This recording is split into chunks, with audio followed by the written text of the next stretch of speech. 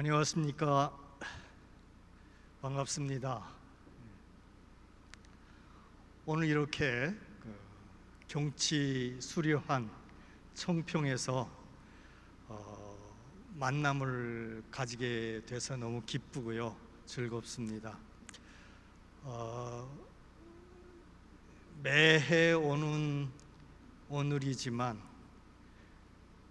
그 오늘이 왜 이렇게 그리운 사람이 생각나는지 모르겠습니다. 요즘 우리는 국가의 지상의 최대의 목표이자 과제를 통일 한국이라고 합니다. 우리가 아름다운 통일에 관련된 수사들을 쏟아내고 있는 이 순간에도 우리 손에 잡히는 통일은 점점 멀어지는 듯합니다.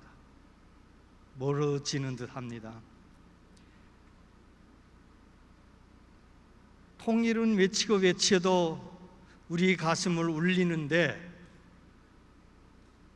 피부에 와닿는 통일은 왜 이리도 뭔지 모르겠습니다.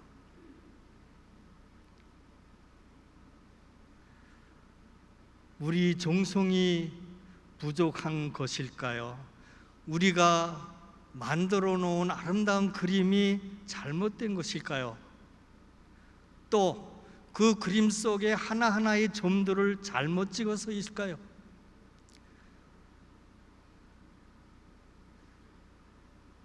저는 평양에서 문선명 총재 네 분을 봤습니다.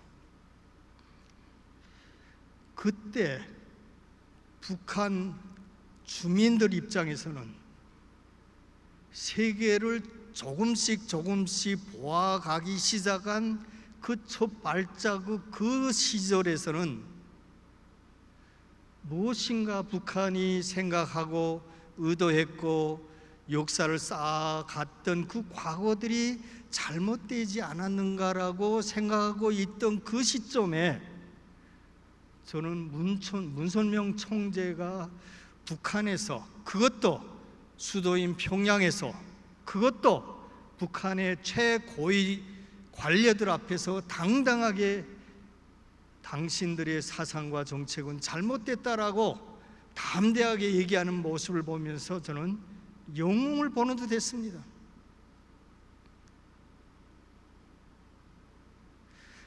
정말 북한 주민 평생을, 그것도 모자라서 대대손손 그 북한에서 살면서도 누구 하나 잘못을 잘못이라고 얘기할 수 없는 그 세상에, 또 그 시절에 그 삼엄한 분위기 속에서 북한 주민들이 정말 말해주고 싶었던 그 얘기를 당당하게 했던 문선명 총재입니다.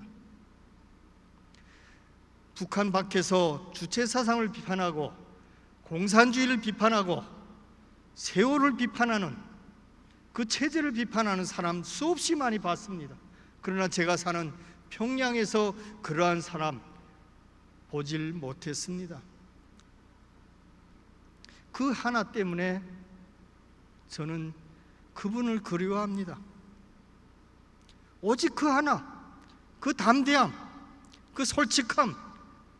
그런데 돌아보니 그 담대함과 솔직함의 그 배경에는 민족에 대한 사랑, 통일에 대한 열망, 하나님이 나라를 세우려는 의지가 담겨 있다는 것을 서울 와서야 알았습니다. 그분 말씀은 이런 겁니다. 하느님 받드는 하나의 세상을 만들기 전에 통일은 안 된다는 겁니다. 하느님 사상으로, 하느님 말씀으로 통일해야 된다. 제가 평양에 있을 때 그 말씀을 알아들었겠습니까? 저 무슨 뜻인지, 그분 말씀하십니다. 좌익 통일, 우익 통일 다 안 된다. 안 되는 이유 딱 한 가지 말씀하세요. 뭐인가? 그 모두가 자기 이익 중심적이다. 이기주의다. 서울에 와봤더니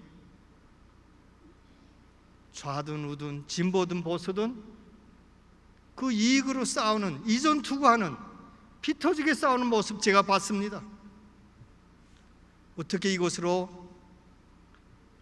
남한 통일도 못하면서 남북 통일을 할 수 있겠느냐. 그래서 제가 오늘 마음 먹고 평소에 생각된 그런 얘기들을 한번 말씀드리고자 짧은 지식과 경험을 들고 나왔습니다. 혹시라도 여러분들이 생각과 다르실지라도 들어주시기 바라겠습니다.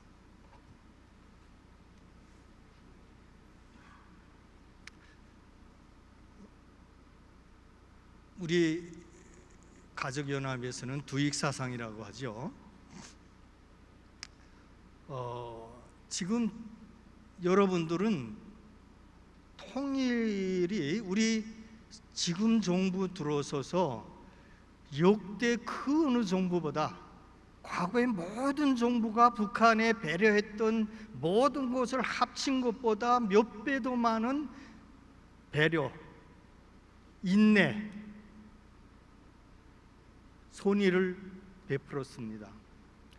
그런데 여러분들이 보는 지금 남북관계와 북한의 태도는 도대체 어떻습니까?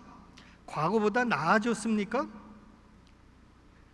극단적으로 보수 정권이 잡았을 때에 북한이 보여준 태도보다 지금 북한이 남한의, 선량한 남한의 주민들과 국가를 향해서 하는 행동이 나아졌습니까?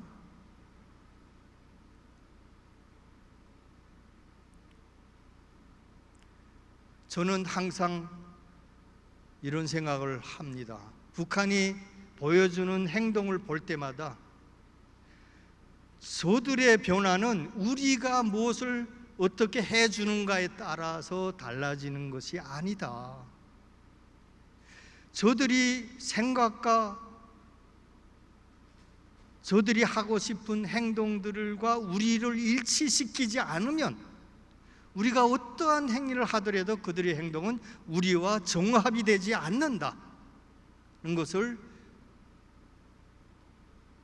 끊임없이 갈등해 왔습니다. 생각해 왔습니다. 그런데 하나가 될 수 있는 게 도대체 뭘까? 인류 역사는 하나로 뭉쳐질 수 있는 사상과 역사 이런 것들을 끊임없이 모색해 왔지만 그것을 이룬 제도나 역사는 거의 없습니다. 오직 하나 있다면 하느님 사상이야, 하느님 말씀으로 뭉치는 그 하나만이 끈으로 놓였지 않을까, 이런 생각을 하면서 그런 취지에서 오늘의 남북 관계와 북한을 한번 생각해 봅시다.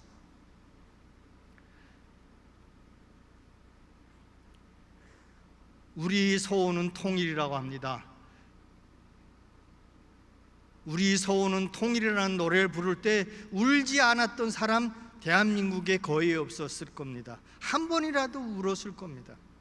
하도 불러서 이제는 눈물이 말라서 눈물이 안 나올 뿐일 겁니다.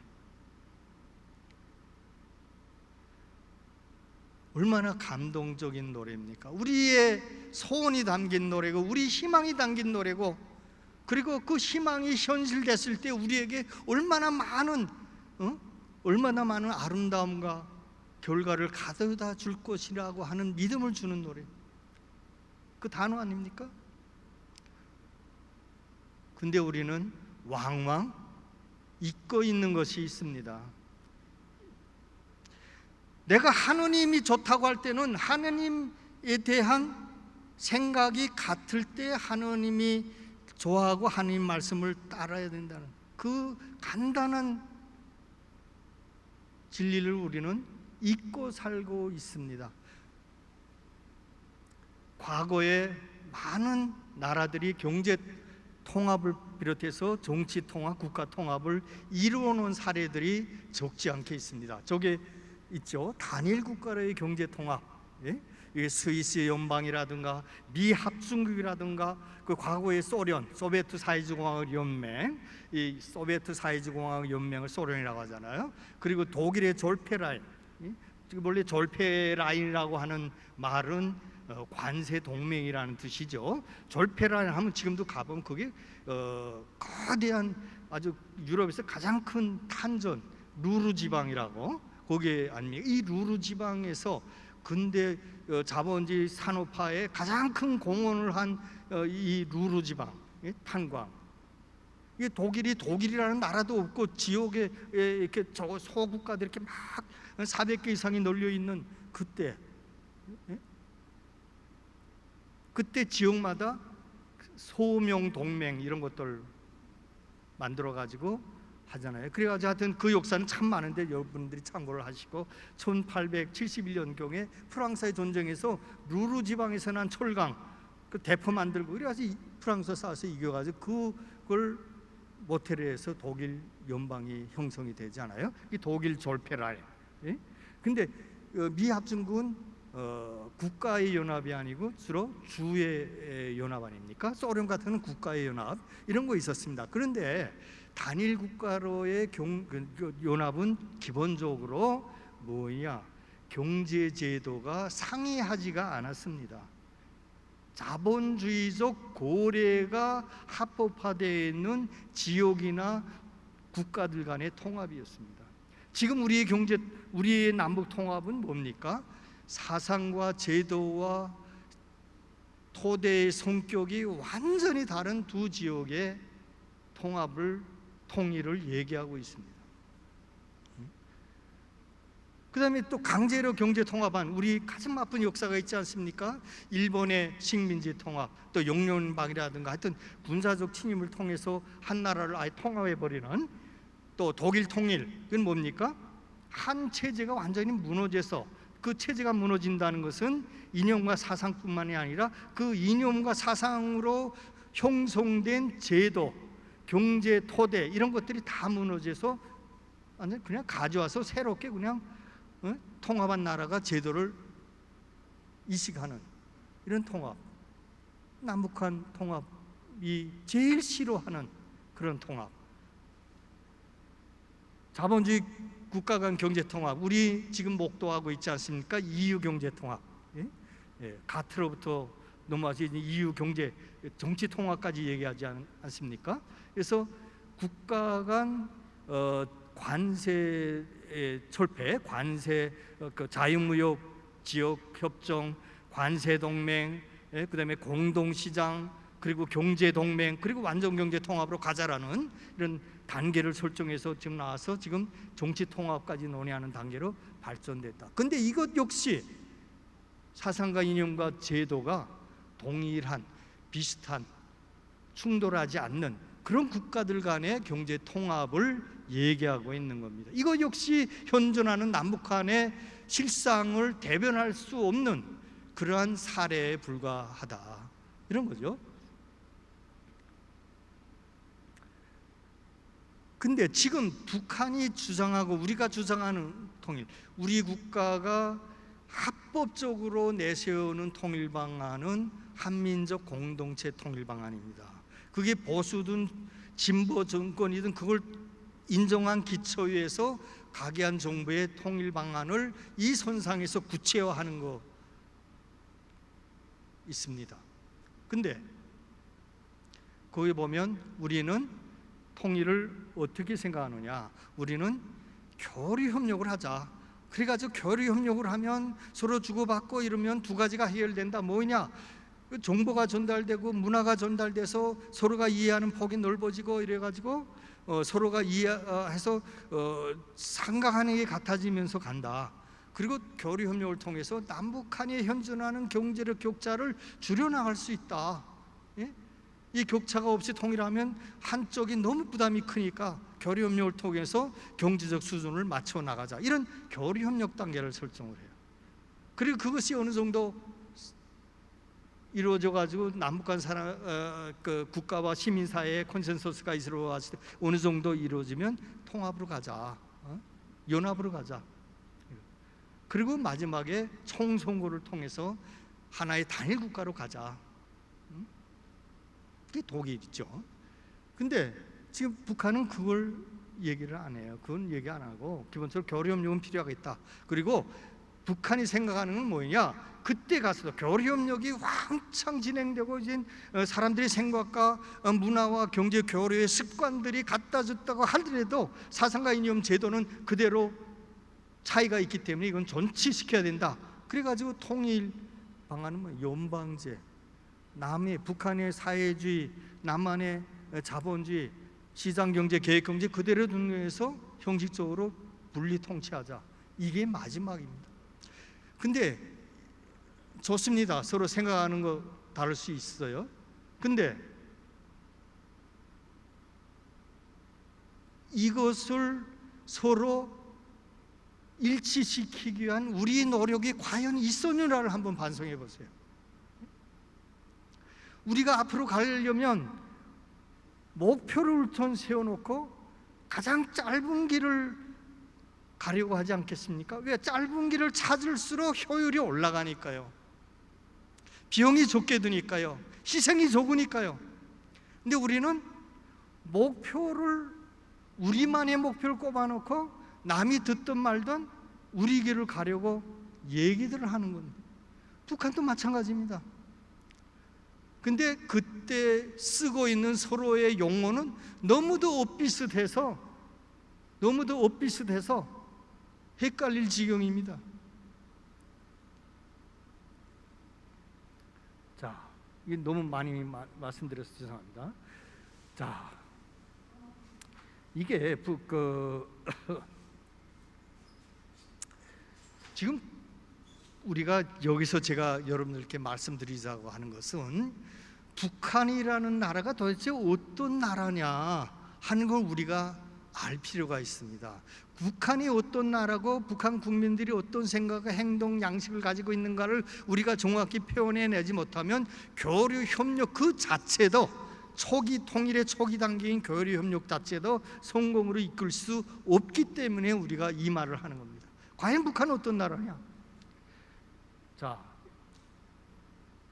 우리 민간에서 회자되는, 여러분들이 지금 많이 와 있습니다만 우리 흔히 얘기하는 북한이라고 생각하는 게 뭐 여기 앉아 있는 사람 50명이라면 50명이 다 다를 거예요.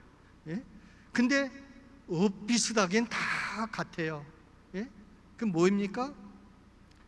한 분에게만 물어보고 싶어요. 예? 북한 어떤 나라입니까? 그러면 제일 많은 대답하는 게 아마 사회주의 국가입니다, 이런 겁니다. 또 조금 더 구체적으로 말하면 사회주의 계획경제 국가입니다, 이런 겁니다. 예? 그 다음에 또 좀 나가면 집단주의 국가, 예? 뭐 그래가지고 여러 말을 다 합니다. 그래서 그 중에서 하나만 꼽으라면 무슨 국가냐? 김감인가입니다. 김감인가입니다. 안 그렇습니까? 여러분들은 지금 몇 번째 북한이 속한다고 생각합니까?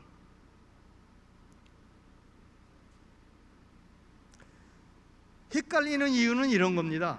북한도 사회주의 국가입니다. 사회주의는 뭐예요? 공화제입니다. 공화제. 사회주의자나 자본주의, 자유주의자나 시작은 동일한 게 있습니다. 그게 뭐냐? 반봉건주의입니다. 봉건의 질곡에서 탈피하고자 혁명을 통해서 나온 게 자본주의, 부르지아 혁명이라는 거 아닙니까? 그게 폭력적인 방법도 있었고 영국식 방법도 있었고 여러 가지 형태로 갔지만 핵심은 뭐냐? 반봉건적, 봉건의 질곡에서 벗어나지 않고서는 시민의 자유와 국가의 발전이 이룰 수 없다라는 공통된 인식으로 뭉쳐진 시민혁명으로 일어났다는 겁니다. 근데 우리가 북한을 어떤 사람은 왕조국가라고 하잖아요. 그래서 뭐냐? 북한은 헌법상의 북한이라는 성격이 있고 실제 작동되는 현실로 나타나는 국가의 형태가 분리되어 있습니다. 헌법상에 보는 북한은 뭡니까? 사회주의 민주공화국입니다. 여기에는 우리가 항상 걱정하는 북한 주민들이 박탈되고 살아가는 집회, 시위, 결사의 자유, 이동의 자유, 거주 이전의 자유, 여행의 자유, 이런 것들이 다 보장되어 있는 헌법이 있습니다. 그러나 실제 통치에 들어가면 이런 것들은 찾아볼래야 볼 수가 없는 그런 겁니다. 그래서 헌법상은 공화제나 실제 통치에 있어서는 왕족 국가의 모습을 보이기 때문에 우리가 북한에 대한 성격을 규정하는데 헷갈리는 겁니다. 제가 이제 시간이 몇 분 안 남았습니다. 빨리빨리 넘어가겠습니다. 근데 제가 말하자는 것은 이런 겁니다.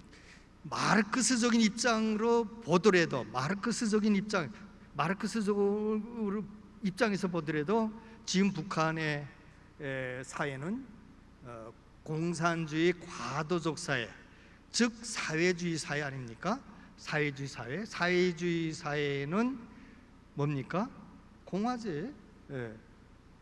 근데 여러 가지 국가 형태를 얘기하는 사람들이 꽉 많아요. 여기 세 개만 제가 소개를 해드렸는데, 하나는 마르크스적인 그 국가 유형, 그 다음에 하나는 또 로스토의 경제 발전 과정론상, 즉 선진국들이 선진국들을 이렇게 쫙 보면 공통적인 발전 과정이 있더라. 이런 거죠. 그 전통사회, 도약 준비 단계, 도약 단계, 성숙 단계, 그리고 대중 소비자 단계, 이렇게 구분을 했잖아요. 이 로스토 60년에 발표한 그 논문, 거기서 이런 얘기를 해요. 근데 어쨌든 비판도 많고 찬성론자도 많지만 하여튼 이런 단계. 그러니까 북한에서는 이 단계를 어떻게 구분하면 농업 국가, 농업 공업 국가, 공업 농업 국가, 그리고 공업 국가, 이렇게 구분을 합니다만, 사회주의 국가들이 대부분 이런 식으로 구분을 했어요. 국가요. 그 다음에 또 요즘 우리나라에서도 많이 구분을 하잖아요. 자유방임 국가, 그 다음에 발전 국가, 그 다음에 복지 국가, 이런 것들은 뭐입니까? 자유방임 국가에서는 국가의 개입을 잘 하지 않는 거죠. 그리고 발전 국가에는 국가가 적절하게 경제 행위에 개입을 많이 하고, 그리고 복지 국가는 뭐예요? 그걸 넘어서 이제는 국가가 분배에 직접적으로 개입까지 하는, 그리고 복지 국가, 이런 유형으로 또 가르잖아요. 그러면 북한은 과연 어느 속에 속하느냐? 어느 속? 저는 아무데도 속하지 않아요. 북한은 역사에 유례없는 새로운 형태의 국가를 만든 겁니다. 그걸 우리는 목도하고 있으면서도 우리는 그 성격을 규정해내지 못하고 있다고 합니다. 그 이유는 뭐냐? 헌법적인 북한과 실제 이루어지는 통치 행위 사이에 갭이 너무 커서 우리가 긴가민가 헷갈리는 겁니다. 지금 북한은 역사상 그 유래를 찾아볼 수 없는 새로운 유형의 국가를 만든 거예요. 아까 마르크스적인 국가 유형의 형태를 말하더라도 거기에 속하지 않아요. 즉 뭐냐? 경제 토대가 상부 구조의 성격을 견제, 즉 토대, 경제를 얘기해요. 경제의 성격이 사회의 제도의 성격을 교정한다. 그래서 우리는 뭡니까? 거기서 핵심은 생산수단, 재화의 개인 소유 유무, 이런 것들을 가지고 경제의 성격을 자본주의다, 사회주의다 이렇게 가르면 뭐예요? 그 위에 제도도 자본주의적이고 사회주의 성격으로 규정된다는 거예요. 그리고 국가 발전은 뭡니까? 생산력의 생산관계가 적응이 된다. 자동차가 생산되기 전에 도로법이 나올 수가 없잖아요. 자동차가 생산이 돼야 도로법이 나오고, 자동차가 100만 대 생산될 때가 1000만 대 생산될 때와 자동차 관련법이 같을 수가 없어요. 그래서 제도가 경제력에 적응한다, 변한다. 그래서 핵심은 경제다. 근데 그런 마르크스적인 입장을 가지고 접근하더라도 맞지 않아요. 어떤 걸 알으냐? 80년대 여러분들은 정말 새로운 국가유형을 보고 온 겁니다. 우리가 아는 듯 모르지만 정말 새로운 거예요. 누가 얘기를 안 했을 뿐이에요. 하나는 뭐야? 몇 가지만 소개해요. 사회주의도 그 중에 하나지만 쏙 지나서 80년대 이후에 어떤 유형이 생기냐면 자본주의적 사회주의가 생겼어요. 이 말이 안 돼요, 사실은. 그걸 뭐라고 얘기하나? 중국은 그걸 뭐라고 얘기하냐면 사회주의 시장경제 국가라고 말합니다. 역사의 유래를 찾아볼 수 없는 국가의 유형임에도 불구하고 우리는 그게 그건가 보다. 사회주의 국가에서 자본주의 기법을 받아들이는 거구나.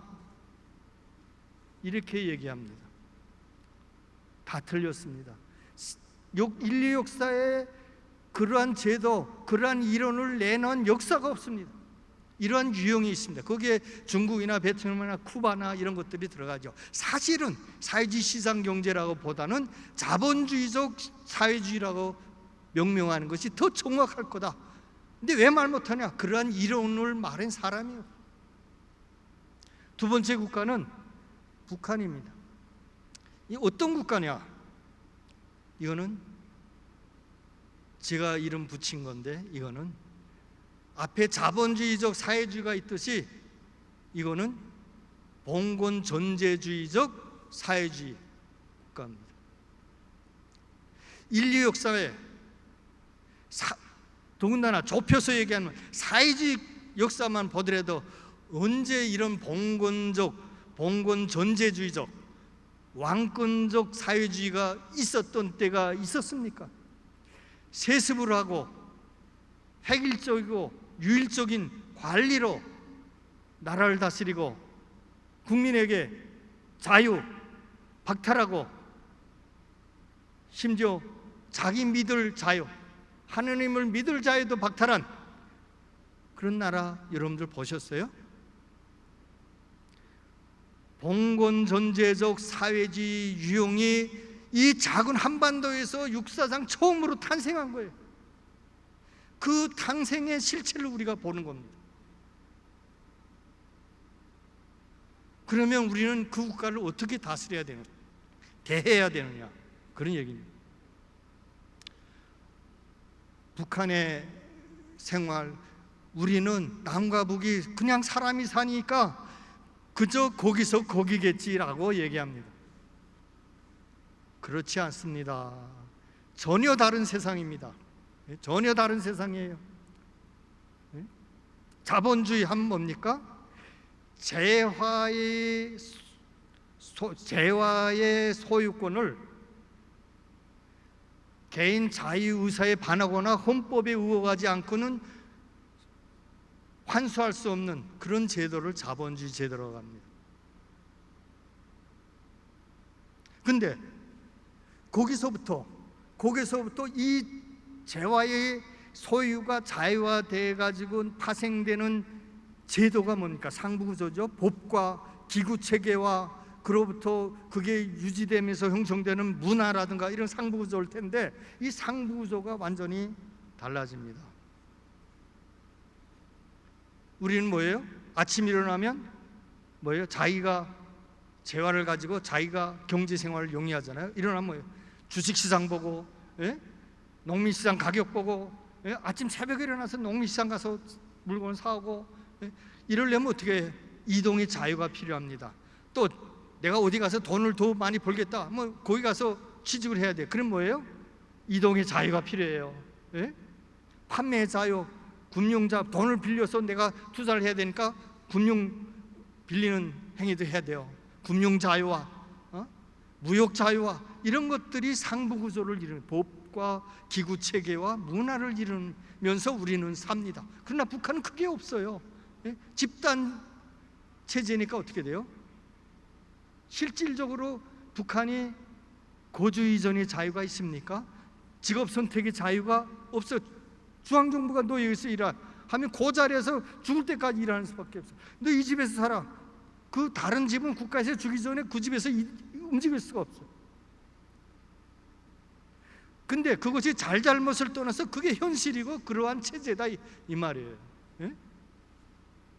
그래서 보면 이 생산활동, 북한은 주로 노동, 생산활동에 치중되어 있다면 한국은 생산활동 플러스 소비활동이 너무도 발달되어 있어요. 소비가 생산을 주도합니다. 그러나 사회주의 같은 경우는 뭐예요? 생산이 소비를 억제를 합니다.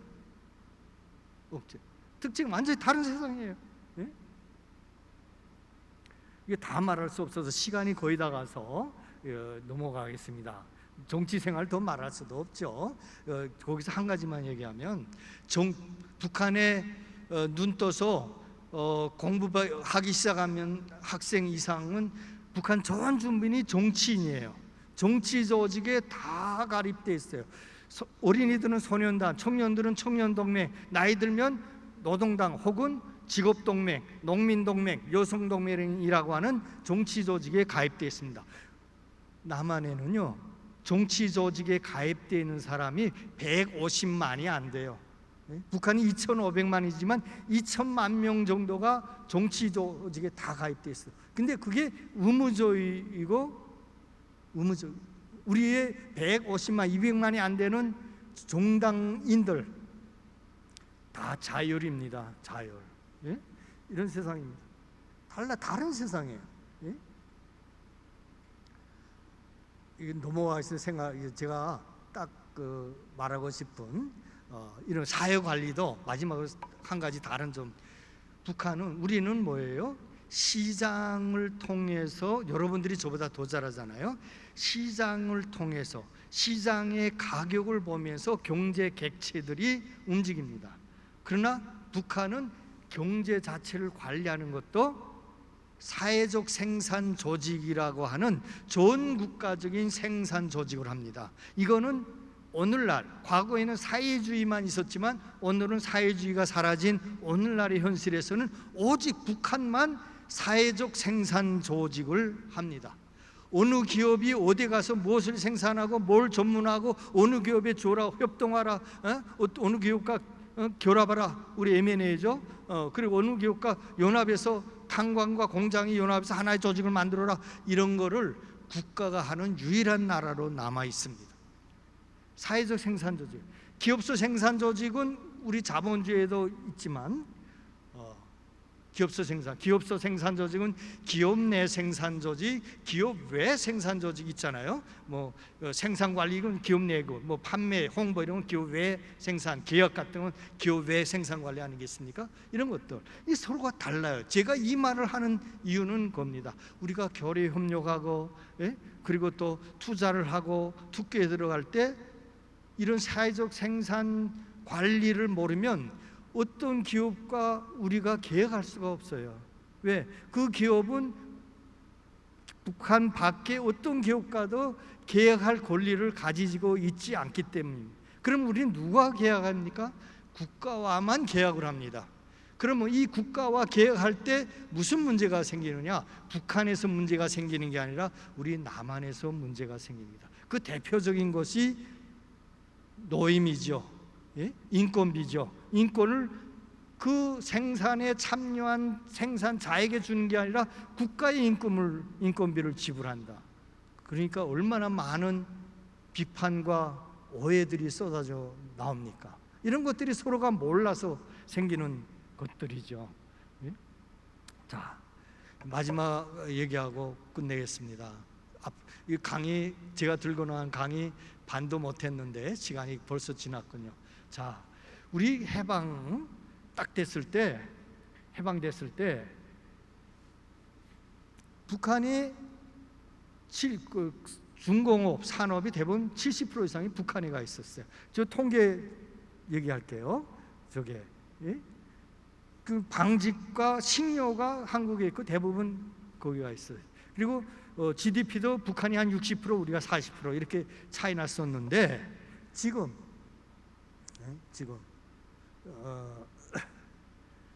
어떻게 되느냐? 지금은 55배, 예? 그리고 1인당 GDP는 25배 이상. 제가 서울에 왔던 해에 남북한 경제력 격차가 13배. 문선명 총재 네 분이 평양에 왔을 때 남북한 경제력 격차가 10배에서 11배 정도가 되었는데, 이 사람들이 주체 사상 못 버리고 사회주의 공산주의 사상 못 버리고 유지하는 통에 지금 그 경제력 격차는 멈출 줄을 몰라요. 기하급수적인 것 같아요. 그래서 이제는 경제력이 55배, 동서독이 통합할 때 경제력 격차가 4배, 4배인데도 소득이 10년, 20년 동안 그 통합 과정에 흑흑된 거예요. 경제 성장률이 제로 떨어졌어요. 소득, 그 잘 나가던 소득이. 근데 우리는 55배입니다. 교류협력 단계에 설정하지 않고서는 도저히 통합과 통일을 얘기할 수 없는 지경에 빠졌습니다. 자, 그러니 뭐예요? 북한 제도를 바꿔야 됩니다. 제도, 생각, 이념, 사상 제도를 바꾸지 않고서는 남한과 같은 고속성장을 이뤄내지 못한다라고 하는 역사적 진리를 그들은 받아들여야 되는데, 그들에게 이걸 받아들여가 하는 말하는 사람을 보기가 힘들어요. 평양에 앉아 있으니까 전부 외부에서는 북한을 욕하고 주체상 욕하고 공산주의 잘못했다고 얘기하지만, 북한에 들어가면 전부 다 쪼그러들어가지고 찬양하다 나오기 바빠요. 그래서 제가 문선명 총재 그분 주체상 잘못했다, 그전에는 공산주의는 멸망한다라고 말씀하신 그 짧지만 간단하지만 그 대범함, 그 어둠이 공화국을 만든 주인공들 앞에서 당당히 말하는, 걸핏하면 잡아가고 죽이는 그 사회에서 그 얘기를 하고 나왔다는 그 하나만으로도 그분의 업적은 지울 수가 없어요. 여러분, 문선명 총재님 가신 지 또 그날이 옵니다. 정말 그립습니다. 요즘 왜 그런 사람 안 나타날까? 제가 살던 내 고향, 내 가족, 내 친척, 내 동네 사람들 점점 어둠이 더 어두워지는데 잠깐 이나마 빛을 준 그분 너무너무 그립습니다. 다시 한번 영웅이 나타나기를 간절히 소망해 보면서 짧은 강의를 마치도록 하겠습니다. 감사합니다.